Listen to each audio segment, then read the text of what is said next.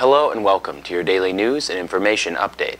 Today's topic, General Motors bankruptcy. Late in the evening on Sunday, June 5th, bankruptcy judge Robert Gerber approved of General Motors' plan to restructure itself. Judge Gerber stated that bankruptcy is the only available means to preserve the continuation of GM's business. The new plan for the Detroit Titan will create a new company as part of this restructuring. Judge Gerber, in his ruling, also took into account the hundreds of objector concerns, most prominent among these being the fear that investors would be wiped out.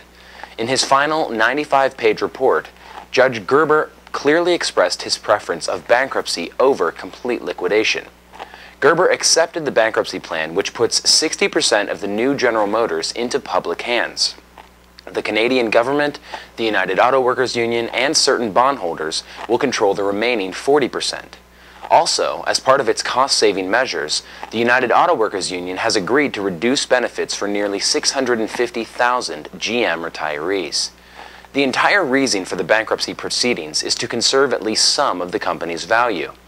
If it were forced to go through outright liquidation, the results would be not only the destruction of shareholder value, but also of creditor holdings and unsecured debts. General Motors is pushing hard to rebuild its image and has recently launched GMReinvention.com as its poster to the American people. The company filed Chapter 11 bankruptcy last month in a highly publicized event, and the watchful eyes of the public and the government are now tuned to any new developments. The biggest problem facing General Motors and all other domestic car manufacturers is their inability to compete internationally. Chrysler was the first to go under, and GM was quick to follow.